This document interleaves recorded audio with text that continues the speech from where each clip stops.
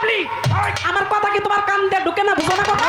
এই কোন আপনি আল্লাহর সাথে কালারে মিলাইছেন, এটা আমি মুসলমান হিসেবে মাইনে নিতে পারবো না। না না কখনোই না। সারা রাত যদি কালকে দিনের বেলা গান গাইতে হয় তাও গামু। এই গাবো।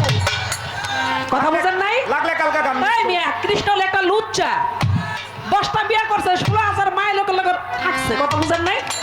এই কৃষ্ণের লগে আল্লাহরে মিলে লইব? দিব না না। হ্যাঁ, আপনারা কথা কন না কেন? হ্যাঁ কি কয়? এ কয় কি? ওর তো মারা দরকার। এই ওরে মাইরা দরকারে শহীদে যাবো। আপনি একটা ঝামেলা সৃষ্টি করতেছেন।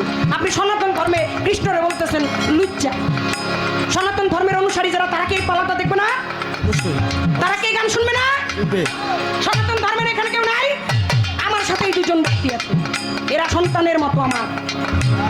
365 দিনে 1 বছর 100-150 পালা 200 পালা গান করতে হলে 200 রাত এরা আমাকে আমার সন্তানের মতো আমাকে একটা বটবৃক্ষের ছায়ার মতো দিয়ে রাখে। আমার রাসূলের কথা বলে গেছি যে আল্লাহ যে এক, আল্লাহর দ্বিতীয় কোনো শরীক নাই। এই বাবলি, আমার কথা কি তোমার কান দিয়ে ঢুকে না? বুঝো না কথা? হ্যাঁ, আমি যে বলছি, আল্লাহ বলছে আমার সাথে কাউকে শরীক করো না। যে আল্লাহর সাথে কাউকে শরীক করে সে কুফরি করে। সারি কি করব? তো তুমি তো শিরক করলা, কুফরি করলা, তোমার কথা কি শুনবো? তুমি তো দুজনে যাবে, আরো কয়েকজন লোকে করে লয়ে যাবে তুমি। হ্যাঁ হ্যাঁ, একজনের ছোট মানুষ, হ্যাঁ ছোট মানুষ। শেফালী সরকার যে কথাগুলো বলেছে তার কথাগুলো আমার অনেক ভালো লেগেছে। কারণ পালাগান করতে গিয়ে এমন কোনো কথা বলবেন না যে কথায় হাজার হাজার লক্ষ লক্ষ কোটি কোটি মুসলিমের অন্তরে আঘাত লাগে।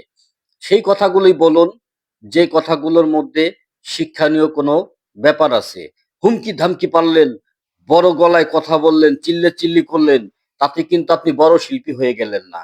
কারণ ওই কাক যতই চিল্লাক না কেন সে কিন্তু কোকিল হইতে পারে না। কাকের যে শব্দ ওটা মানুষের কানে খুব বাজেভাবে যায়, কিন্তু কোকিলের শব্দটা কিন্তু মানুষ খুব সুন্দরভাবে নেয়। তাই আমি মনে করি আপনারা যারা গান গান তারা বাংলার গর্ব, কিন্তু সেখান থেকে আপনারা এমন কোনো কথা বলবেন না যেই কথার মাধ্যমে মানুষের অন্তরে কষ্ট লাগে, যেই কথা সীমালঙ্ঘন হয়ে যায়। এই ধরনের আলাপ করবেন না। তবে শেফালী সরকার খুব সুন্দরভাবে কিন্তু বিষয়গুলো বুঝিয়ে দিয়েছে। এটা আমার কাছে খুবই ভালো লাগছে। আর শেফালী সরকারকে অনেক অনেক ধন্যবাদ।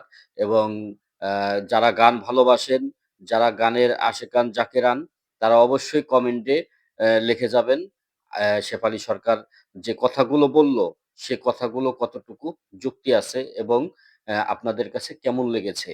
তো আশা করি আমরা বাউল শিল্পীদের কাছ থেকে সুন্দর সুন্দর গান শুনবো, সুন্দর সুন্দর যুক্তি, সুন্দর সুন্দর কথা শুনবো।